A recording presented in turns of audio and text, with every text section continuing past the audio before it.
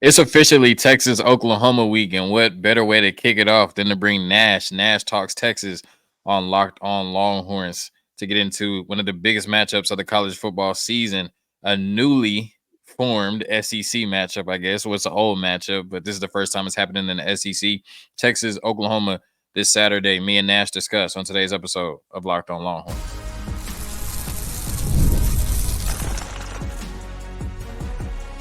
You are Locked On Longhorns, your daily podcast on the Texas Longhorns. Part of the Locked On Podcast Network, your team every day. Locked On Longhorns, the show. Jonathan Davis, your host. Today's episode of Locked On Longhorns brought to you by FanDuel. Place your first $5 bet and you'll get started with $200 in bonus bets guaranteed. Visit FanDuel.com to get started. On today's episode of Locked On Longhorns, the Red River Rivalry. Nash will tell you what he thinks about Oklahoma, Brent Venables, Oklahoma Sooner fans, all of that and more. And then we get into some of the college football chaos. We have to, what we saw on Saturday, especially in the SEC. We saw, I think, 5 top 11 teams in the country lose or something like that. It was crazy this past weekend. Texas picked the perfect time to be on a bye week. So all of that and more on today's episode of Locked On Longhorns, part of the Locked On Podcast Network, your team every day. So, Nash, before we talk about this coming up Saturday, we have to throw it back exactly 1 year ago today on October 7th when this drops. Texas played Oklahoma in the last iteration of the Red River Rivalry in the Big 12. And Oklahoma, unfortunately for us, won that game 34-30. And after that game, you dropped some straight heat. You know what I'm saying? Some straight heat on YouTube. And the infamous quote that still lives among many Sooner fans, I see it, every couple of months pop up on Twitter. It definitely will be on Twitter and getting some run this week.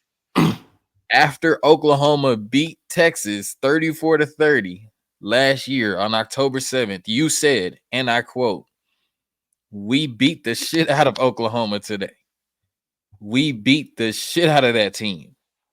And we lost." So now, a year removed from that, what are your thoughts on the infamous quote that after Oklahoma beat Texas 34-30, you got on camera and said, "We, the Texas Longhorns, beat the you-know-what out of the Sooners"? I'm giving you the chance to stand on it, to clarify, whatever. I'm giving you the floor right now to talk about that.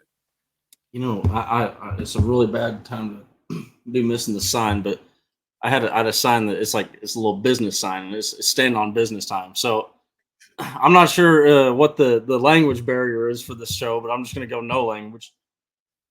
We beat the ever-loving crap out of that team last year, and we lost the game. Like it is what it is, right? You can't go into prevent. I have the same feelings I did last year. When you overcome on the first 2 drives, 2 interceptions, and then you come back, you end up kicking the game-winning field goal, 1:17 on the clock. I remember when that happened, I'm like, high fives, everybody, high fives. It's going to be a good walk through the state fair after this. And then it's just because the only thing that we can't do, they could have kicked a field goal and tied the game, but it was okay, they got to get 40 yards to get into field goal territory, right? No, just handle business. Business was not handled on that last drive. It was not. So, if we're wanting to talk about the last drive and the first 2 drives, then sure. You know what? Oklahoma, we didn't beat the shit out of y'all. But outside of that, look, I watched Quinn Ewers set the consecutive completion record, break Colt McCoy's record at Texas in that game. I watched him play lights out for 4 quarters. Yeah, he fumbled the ball, but I mean, that was him to, what OU fans would also like to point out. That's him kind of having to try to cover his butt from his mistakes prior in the game. And one of those balls did go off Jatavian Sanders' 2 hands. And I think any receiver worth their salt is going to say, hey, if it hits my 2 hands, I got to catch that thing. So it is what it is. But yes, I still do believe that we beat the crap out of that team and we lost. Also, outside of the first 2 drives and the last drives, basically the meat of the game is what you're saying. I'll concede we played like shit on those 2 drives. We handled Oklahoma, basically, for the majority of the game. They just won the drives that matters. Okay, that makes sense. That's the Nash I know. You know what I mean? A year later, as crazy as it sounds, as much as they troll you on Twitter for it, you're still standing on business. But speaking of those Look, Oklahoma fans, no, go ahead. Go ahead. I've always told people I'm going to tell you what I think, right? Like it can be wrong, right? But I'm not going to be copying anybody. I'm not going to adjust my opinion to to make people happy or anything like that. I'm going to say what's on my mind. Right. So speaking of those Oklahoma fans, we look at Texas right now back being the number one team in the country after the chaotic weekend I spoke of earlier. Oklahoma hasn't looked too hot this year, struggling through the non-con, losing to Tennessee. Should have lost to Auburn if Peyton Thorne didn't lose his mind. But I guess that's what Auburn quarterbacks have been doing all season, is throwing interceptions at the worst possible time. And that pick six, I mean, literally just gift wrapped Oklahoma victory. A But gift from the heavens. right. So certainly this isn't the Oklahoma team we're used to seeing. But you would think, right? Like looking at how dominant Texas has been, right? And you could talk about the schedule. Now Michigan has 2 losses, whatever. Looking at how dominant Texas has been and how shaky Oklahoma has been, I know it's a rivalry, but Oklahoma fans are coming into this game super confident, like as if they're the ones that should be favored by 14.5 points. So Nash, what are your thoughts on the bravado, the confidence, the fact that Oklahoma fans are coming into this weekend with their chest poked out as if Texas should be the ones fearing coming into the Cotton Bowl on Saturday? See, here's the thing. I actually have noticed a significant decline in Oklahoma fans' comments on my, because normally I'll make just a regular post, and okay, like they got to come in there and they got to be in there. The first 4 weeks of the season, I mean, it's just constant interactions with Oklahoma fans, right? They're always they're like even in stuff that has nothing to do with them, they're finding a way in there, right? And then, but when it comes time, and I'm like it's time to like actually start talking crap, right, and start showing yourself. I haven't noticed a lot of interactions over the bye week, and specifically the last couple of days. It's kind of they've been starting to get really quiet. Like I mean, I put out a few posts today on some of the statistics and all that stuff, the advantages to Texas. And I mean, like my last 3 posts, I've kind of started to word a little bit to try and get some interaction from Oklahoma fans, but they're just not even they're not even there. I don't know, man. I feel like they're kind of they're a little sheepish right now. So you're saying I think year, they know some. I think last year they were even out. They were popping out, right? Even though they knew, like they were like joking, like the Sooner Magic, right? And then there's like some people that are like actually believing in it. I think that they're like actually sitting there on their hands and knees praying for that Sooner Magic this year. So you think Oklahoma fans are tucking their tail a little bit going into the matchup on Saturday? I mean, I haven't seen them on my Twitter. Yeah, and that's where they be. Yeah, that's you where would know. You would know. have the pulse for sure. Me and Legend of Choke, we've kind of figured out that fan base a little bit on Twitter. Yeah. Okay. See, that's that actually makes sense, right? Because that's what I'm thinking. Like you look at the two teams, and obviously it's a rivalry. So Oklahoma is never going to go into a game and be like, Texas is going to whoop us. Texas is never going to go into a game or the fans and say, Oklahoma is going to whoop us, regardless of what it looked like. Like we're always going to go into the game and talk trash. But I'm like, the way Texas has looked and the way Oklahoma has looked, like, it's just, at what point do we be a little bit realistic here? Like, there's a reason Vegas is putting this as more than a 2 touchdown spread. And I mean, I'm willing to be very realistic too and say, hey, look, I said that their defense, this could be a defensive battle, right? They have a very solid defense that hasn't played elite, but they played elite at times.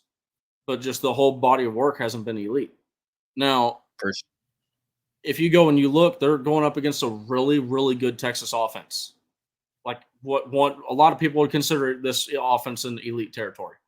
And it's a completely different picture on the other side of the ball. Because you'd say, okay, that's a great matchup. That's what we're coming to expect.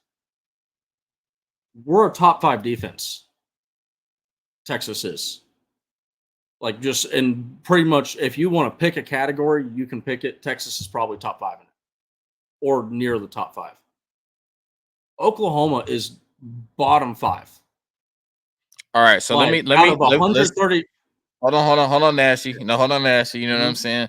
Let me get a word from the sponsors in. Let's get to the money real quick, and then I'm gonna ask you what are your honest thoughts on the Oklahoma team. I can tell you're about to start getting into them, so let me get, you know what I'm saying. Let me get some money on the show real quick. Let's get a word from the sponsors, and then I'm gonna get your thoughts on this Oklahoma team after the break.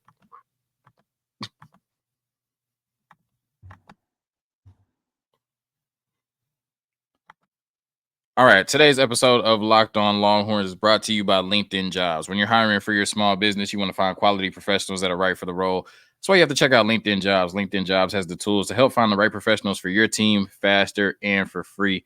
LinkedIn isn't just a job board. LinkedIn helps you hire professionals you can't find anywhere else, even those who aren't actively searching for a new job but might be open to the perfect role in a given month. Over 70% of LinkedIn users don't visit other leading job sites.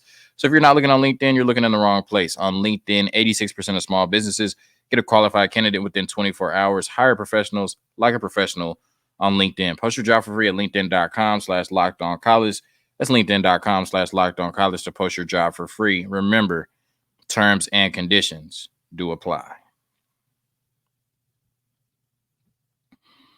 All right, got Nash back in the game, man. You know what I'm saying? He's ready to talk about those Oklahoma Sooners and what they do not do well. So my next question for you is, what are your honest thoughts on this Oklahoma team, right? I know you're more on the number side, you know what I mean, rather than just opinion. You like to look at the numbers because the numbers do kind of paint the story of what Texas has looked like thus far and what Oklahoma has been thus far, right? I know you've really dug deep into the numbers. You've even looked at the splits between how Oklahoma looks under Jackson Arnold, how Oklahoma looks under Michael Hawkins. So if somebody asked you what are your honest thoughts on this Oklahoma team, or what is Oklahoma, I believe 5 games into the season, what would your answer be?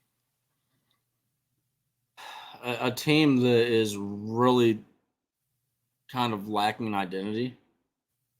Like Mm, I'm being like, this is a like legitimate thing. Like I don't think they know who they want to be yet, because mm. and it's because of the offense. Because I don't think that they have, and it really it boils down to the offensive line. And I think if they had a good offensive line that could go out there and block and get them some good rush yards, right? It's as simple as Michael Hawkins, the running backs. It doesn't matter. You run a committee backfield. You just go and you try and control time of possession and you try and win with defense. Like do the Michigan route from last year, right? And because they have a defense that's able to do that. But this offense is so bad. I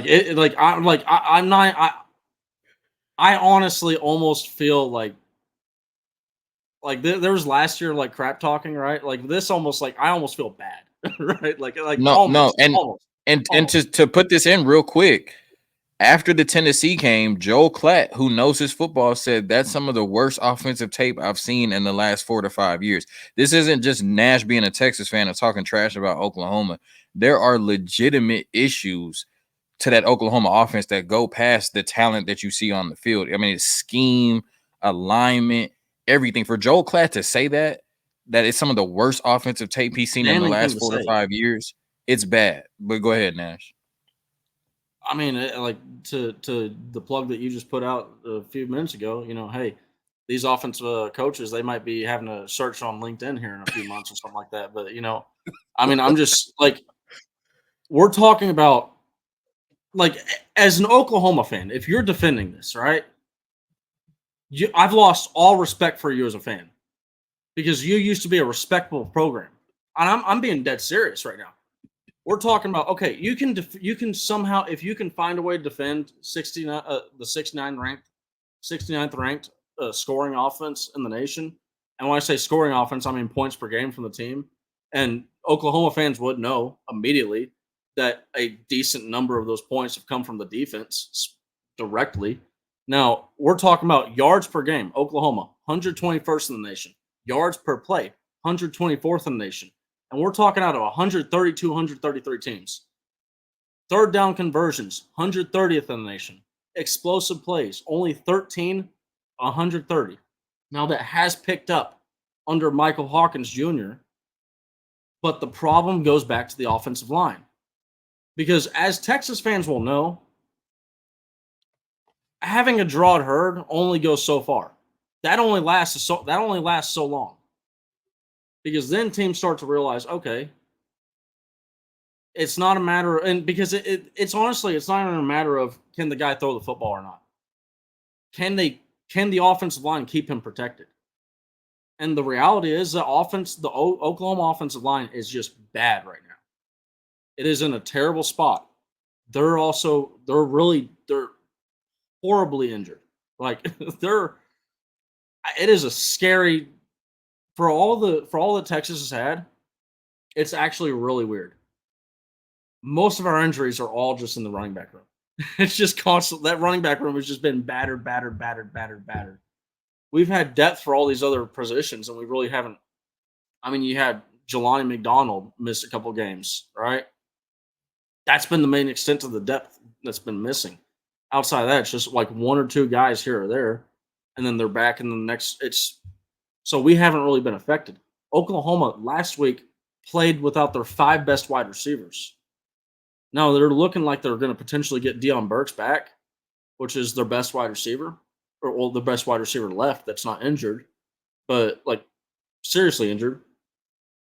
But they're depleted, and there's a legit chance that they only play with 2 of their top 5 wide receivers. And it's just when you go down to now on top of having a really poor offensive line, and just like to point to what you mentioned with Joe Klatt, the offensive coaching is just like what's going on, right? Because it's like Brent Venables saying that they're and I went and watched the play. Yeah, you know what? There was an option behind Jackson Arnold. So, for Brent Venables to say, "Oh, we don't have an option." Well, I don't know. Maybe the wide receiver ran the wrong route, and Jackson Arnold just happened to look there coincidentally. But it's just there's so much dismay going on that's where I said, man, like they need to just first off, like forget about finding an identity. Before they find an identity, they got to get it fixed to get down to basics. I mean, you go watch Michael Hawkins Jr.'s first snap. He almost fumbles the ball. And it's not because Michael Hawkins Jr. was, out. And actually, if this is a point to Michael Hawkins Jr. coming in, he has a snap that goes 3 feet to the right, and he manages to catch it. So, that's a good point to his nerves, right? A kid coming in against Tennessee, you gotta show up, right?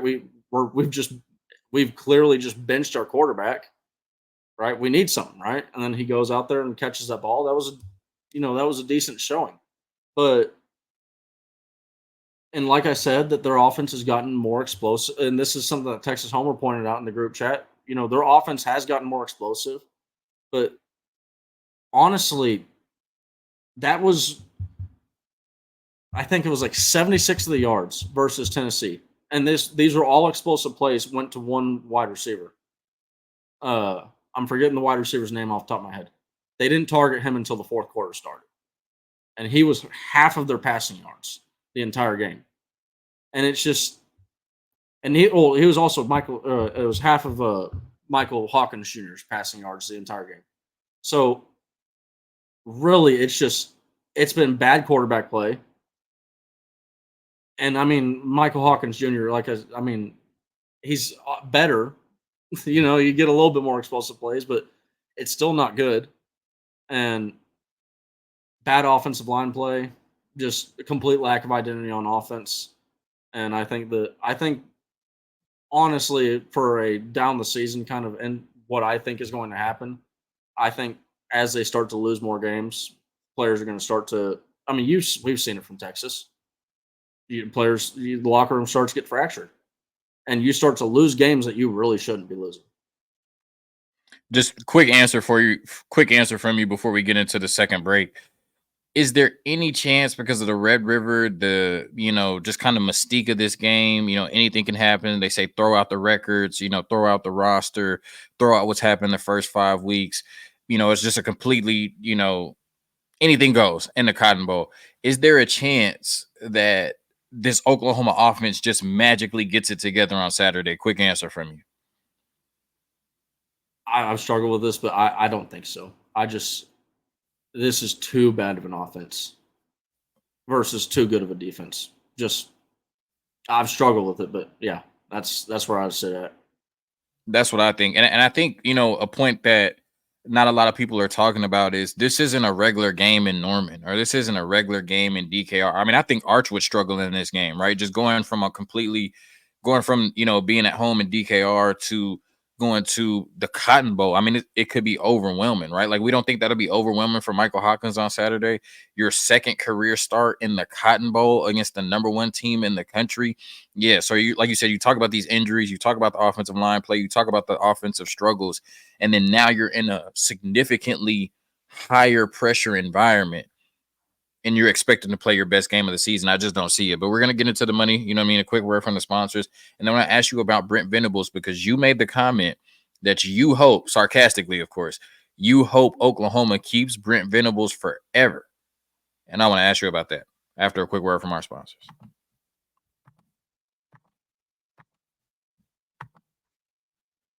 All right, today's episode of Locked On Longhorns also brought to you by Gametime. Gametime has a new feature called Gametime Picks that makes getting tickets for your favorite live events even easier. Gametime Picks filters out the fluff to show you only incredible deals on great seats, so you don't have to waste time searching through thousands of tickets. Some of my favorite features on the Gametime app: Priority Gametime Picks. Creation makes it easier to save more on sports, concerts, comedy, theater, etc. All in pricing. Toggling this feature shows the total up front with no surprise fees at checkout. Seat views. Get a panoramic view from your seat in the app before you buy. The lowest price guarantee or Gametime will credit you 110% of the difference. Gametime ticket coverage. Your purchase is covered with the most flexible customer service policy in the ticketing industry. So take the guesswork out of buying tickets with Gametime. Download the Gametime app, create an account, and use code LOCKEDONCollege for $20 off your first purchase. Terms apply. Again, create an account and redeem code LOCKEDONCollege for $20 off. Download Gametime today. What time is it? It's Gametime.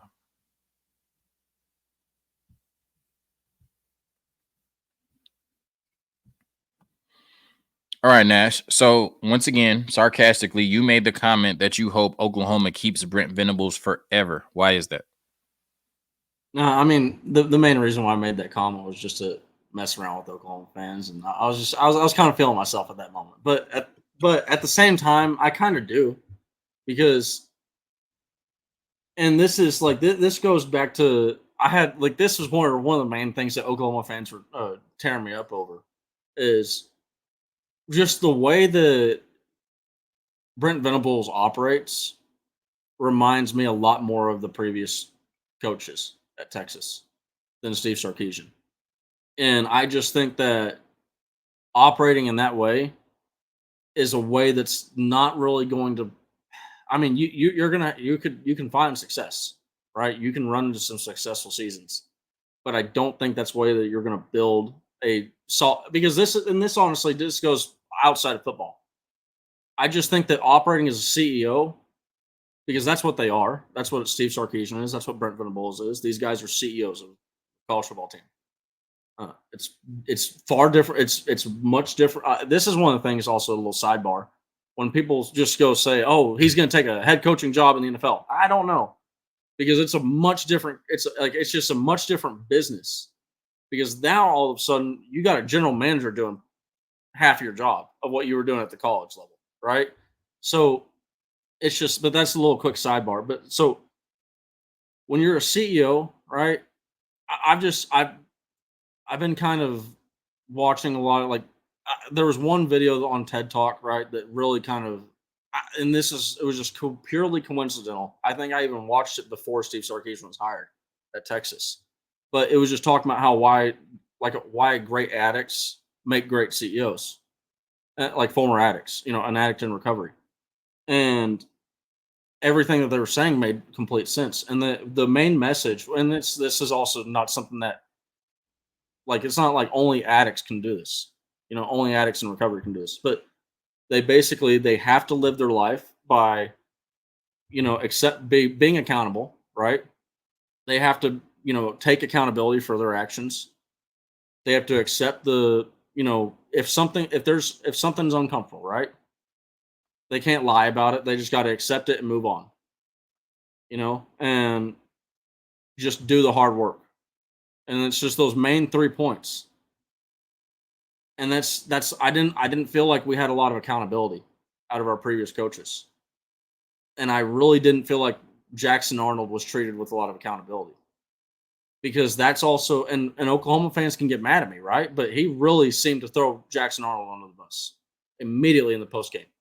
And then after he even starts mentioning things that people weren't even bringing up in the next press conference. So that's one of the main signs, because that's, to me, I think that reminded me of when Tom Herman goes out there and contacted Orange Bloods to do an interview, and he started bringing up stuff that was on message boards that wasn't even asked in the interview. And it's like, okay, so Tom is clearly like he wanted to get this message out, and he wanted. And you're referring to, just to add the context for our listeners, you're referring to Brent Venables unprovoked going into an interview saying that Oklahoma didn't run off Dylan Gabriel. Yes, and because that's connected to, I mean, when you look at that, right?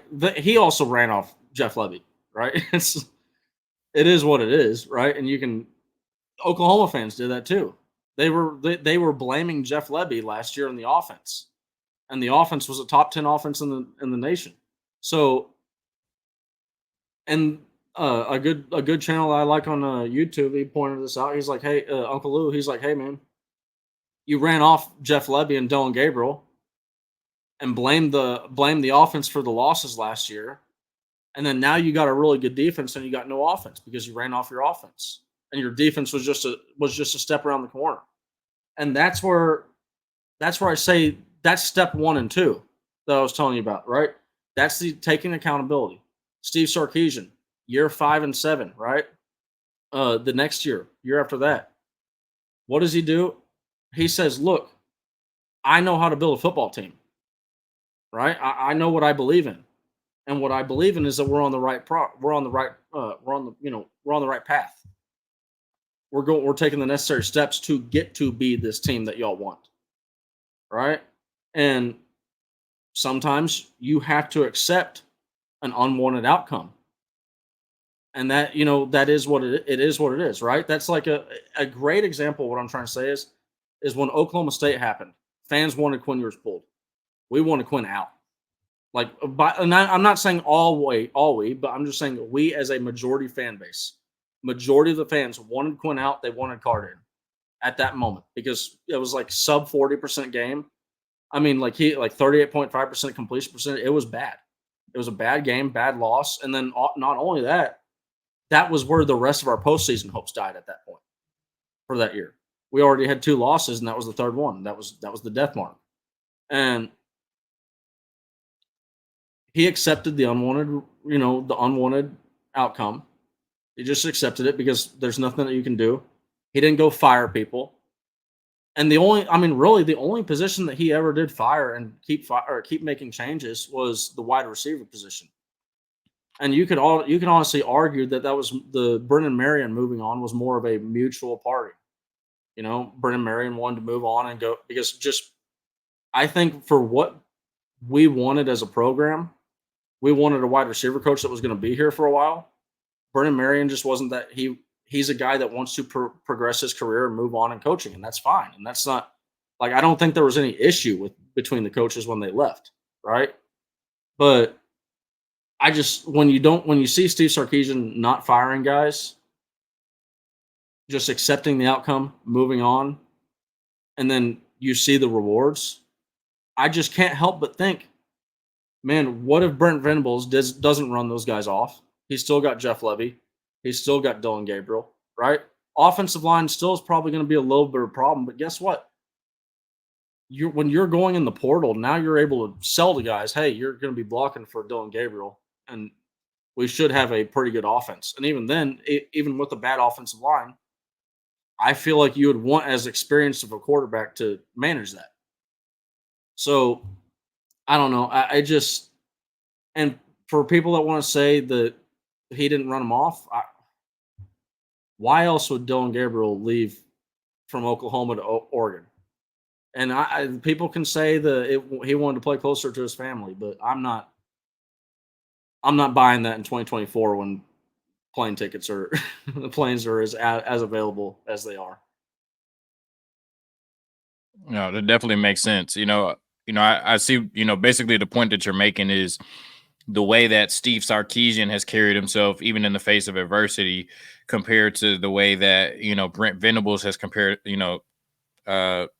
Excuse me, carried himself in the face of adversity is different, right? And Steve Sarkisian had to go through that adversity and, kind of grew through it to become the coach that he is today, to build the program that he has today.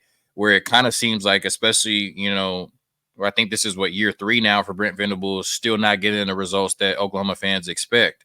It may seem like he's reeling, right? And if you see weakness from your leader, if you see weakness from Brent Venables, that resonates throughout the program, right? We have started to feel as Texas fans like this program emulates Steve Sarkisian, right? Just 100%. like Georgia emulates who Kirby Smart is. Those Alabama teams emulated who Nick Saban is. And if Oklahoma is emulating who Brent Venables is, then that may be an issue, and that may be why we're seeing the product on the field that we're seeing right now. So I think that's an excellent answer to the question for sure. Nash, we're getting to the end of the episode, so let them know where they can find you, where they can find your work. I'm sure all of these people are already tapped in, watching your every plays and all of that. But just let them know where they can find you in the future. Basically, just Nash Talks Texas anywhere. I do. If you want my every play videos, it's Texas clips on YouTube. If you want to support these every play videos because I don't make any money from doing them, the best way to do that is to join my Patreon. I think I have 11 or 12 people that have joined so far, and I really appreciate every single one that's joined. And then one last little kind of point on that to what you just said, players, taking on the personality of the coach. Jaden Blue, as soon as he has a horrible game, gets, I wouldn't really call it benched, but they benched him mid game. What does he do? He goes and steps up on the podium and starts taking questions. That you see the accountability leaking into the players. That's just something I like. That's something that I enjoy, and I just don't think that we're. I wouldn't be happy if we're seeing what Brent Venables is showing. That's a great point for sure. Great stuff as always from Nash. Nash Talks Texas.